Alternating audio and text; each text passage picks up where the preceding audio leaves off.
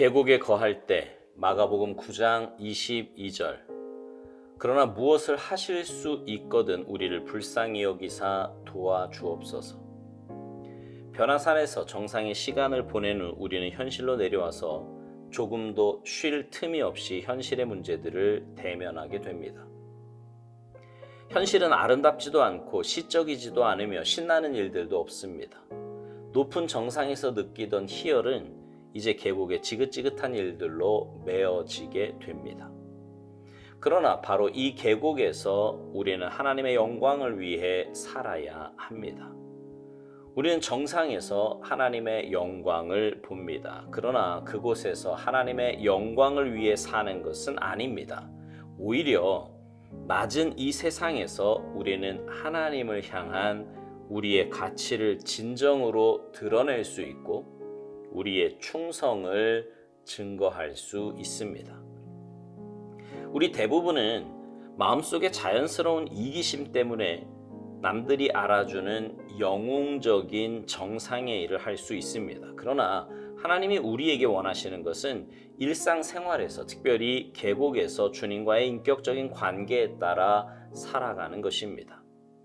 베드로는 변화산 정상에 머물기를 원했습니다. 그러나 예수님께서는 제자들을 데리고 내려오셔서 계곡으로 이끄십니다. 그 계곡에서 비로소 그들은 산에서 본 환상의 의미를 깨닫게 됩니다. 무엇을 하실 수 있거든. 우리 마음속의 의심이 뿌리채 뽑히는 곳은 낮은 계곡입니다. 당신의 삶을 되돌아보십시오. 당신은 예수님이 누구신지를 알 때까지 주님의 능력에 대해 의심했을 것입니다. 그러나 정상에 올랐을 때 당신은 뭔가를 믿을 수 있었습니다. 그러나 계곡에서 일상적인 일들과 부딪힐 때는 어떠했습니까? 당신은 당신이 성화했다는 증거를 보여줄 수 있어도 지금 당신을 모독하는 일들에 대해 어떻게 반응합니까? 하나님과 변화산 정상에 있었던 마지막 때에 당신은 하늘의 모든 능력과 이 땅의 모든 권세가 예수님께 속해 있다는 사실을 보았습니다. 그런데 지금은 비천한 계곡에서 의심하는 자가 된 것은 아닙니까?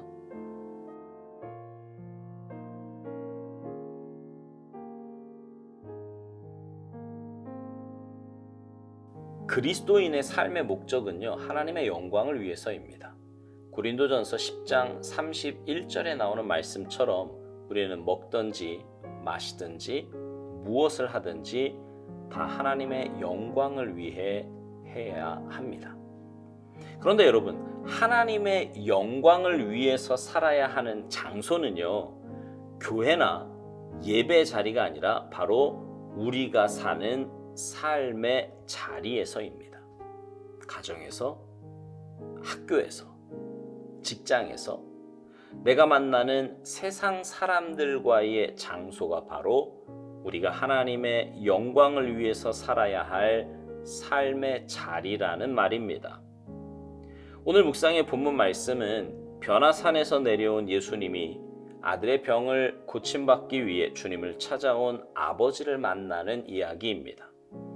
여러분, 예수님의 제자들, 특별히 변화산에서 그 놀라운 영광을 체험한 새 제자들의 입장에서 한번 생각해 보세요. 그들은요, 방금 전까지 세상에서 경험할 수 없는 엄청난 일을 경험했습니다. 하나님 나라가 이런 곳인가 싶을 만큼 너무나 놀라워 두려움이 들 만큼 그런 귀한 경험이었어요. 그래서 베드로는요, 거기서 초막 셋을 짓고 살자고 주님께 말씀드릴 정도로 너무나 좋은 곳이었습니다.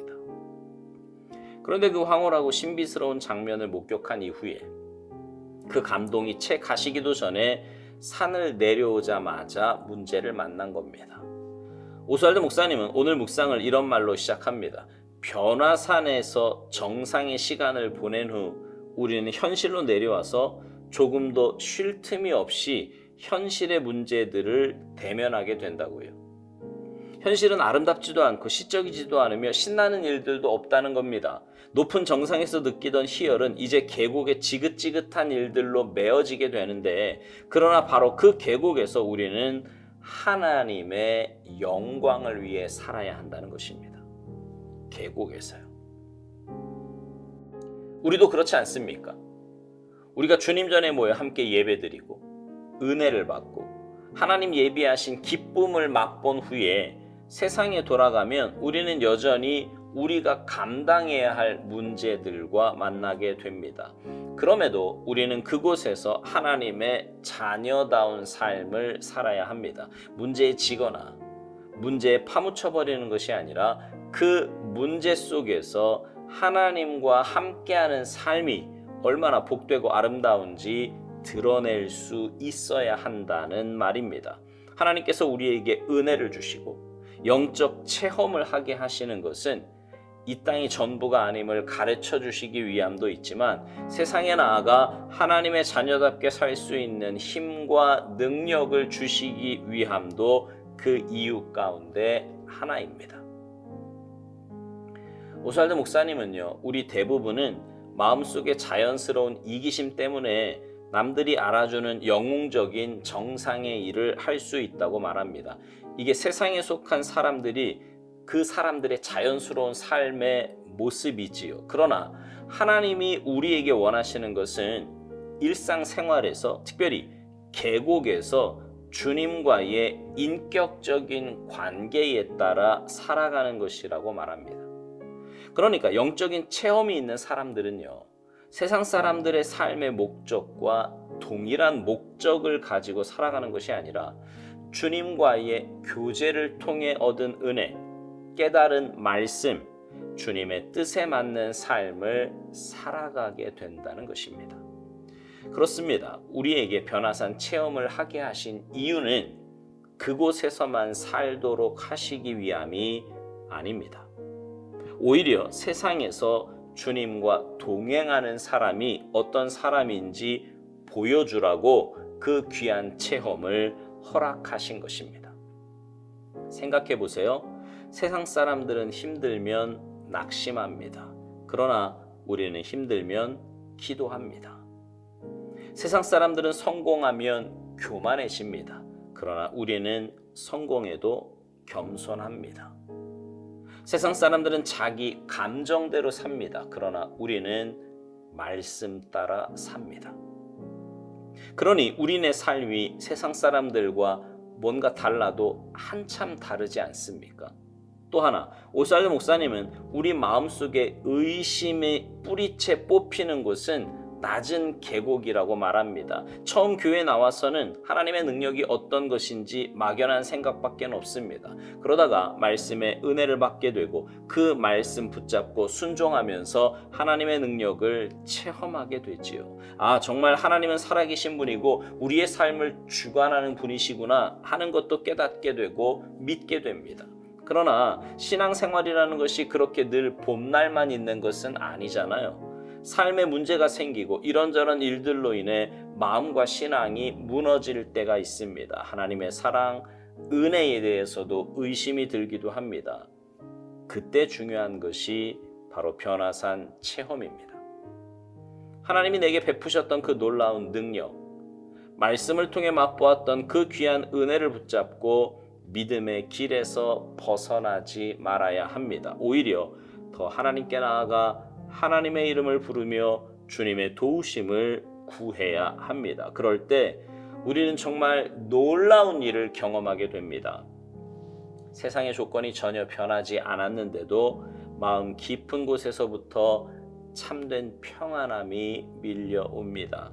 헛된 망상이나 내가 만든 어거지 기쁨이 아니라 주님이 주시는 기쁨과 평안함을 맛보게 됩니다. 그러면 더 이상 문제에 연연하지 않고 내가 가야 할 그 삶의 길을 오롯이 걸어가게 되는 것입니다. 사랑하는 성도 여러분, 여러분은 계곡에 거할 때 어떤 삶의 모습을 보이며 살아가고 있습니까? 의심하며 살아갑니까? 아니면 확신 가운데 믿음으로 반응하며 살아가십니까?